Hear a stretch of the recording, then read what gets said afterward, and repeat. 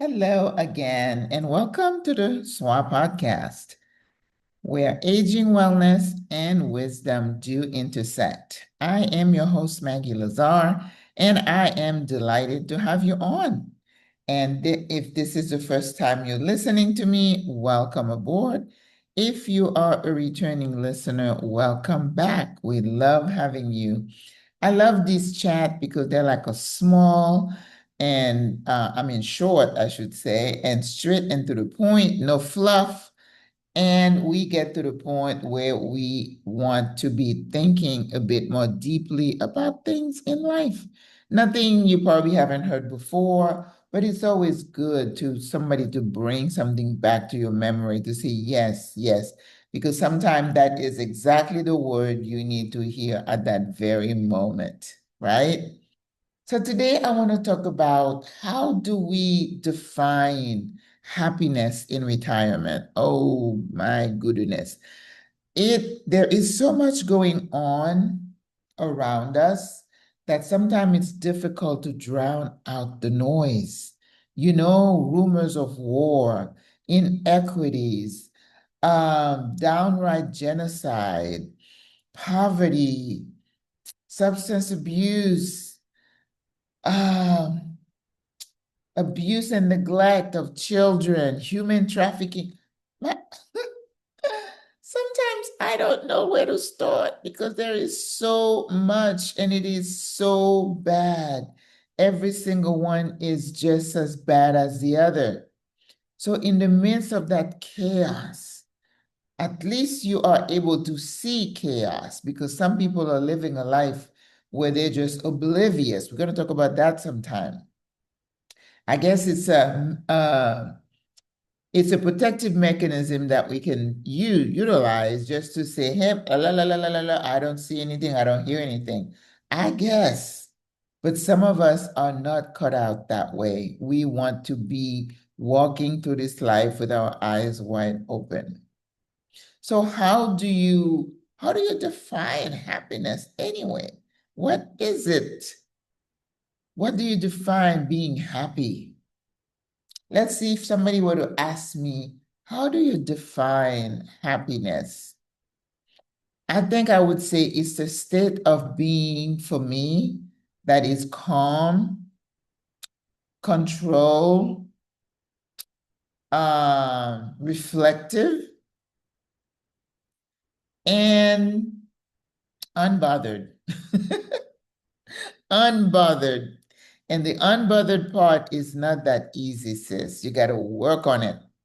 Work on the fact that you're not going to allow the noise, the rumors, the decisions that others make to rattle you. Now, let's not be, you know, oblivious and say, oh, nothing touches me. Well, I would make you a tree, right? And we're not.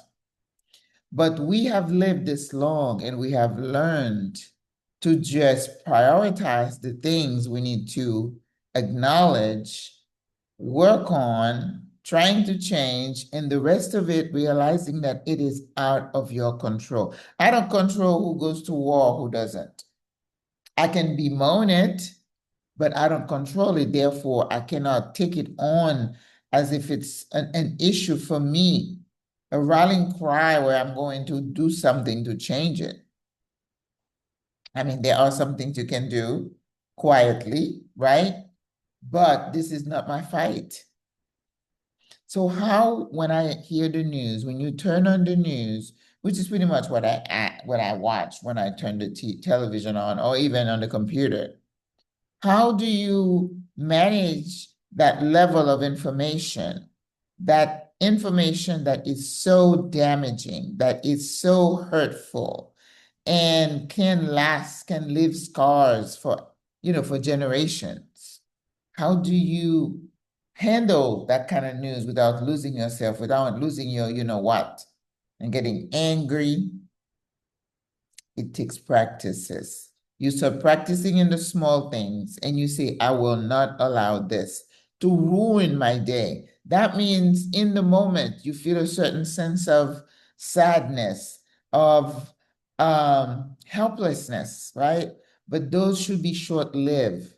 And then the right side of your brain should kick in and say, but let's look at this, something more pleasant. But we are doing this, right? Well, we have news of wars escalating, where we were at a back-to-school event where we are dealing with the kids, we're socializing with them, and all the good hormones are feeling to your brain. And that's why it's important to manage your time and the activities that you allow yourself to engage in. So happiness is a decision. This is something you decide for yourself every minute of every day. I am going to be the best person that I can be. I am going to help someone if it's in my power to do it. I am going to compliment someone today to make them feel good.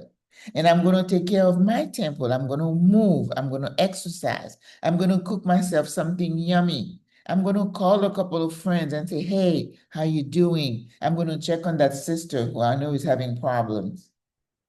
That will make your life full, sis. But you have to get up every day and make that decision. It's not a stamp that once you stamp it, it's going to stay on your forehead and you're going to be happy all the time. No, no.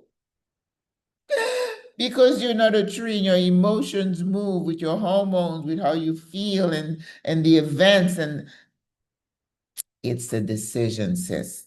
Happiness is a choice that does not depend on others or events or what's happening in the world. It is something you internalize and you own it.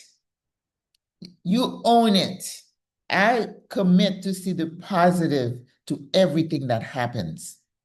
And you train your brain again because it doesn't come to you naturally. I think there's a lot more we need to say about this topic because it is a deep one. And especially in retirement, maybe I can continue tomorrow and talk about in this temporada, in this stage of life, how do we define our own happiness? All right, I'll come back to you tomorrow. I want to let you go today. Stop thinking. Au revoir. See you tomorrow. À la prochaine. Bye.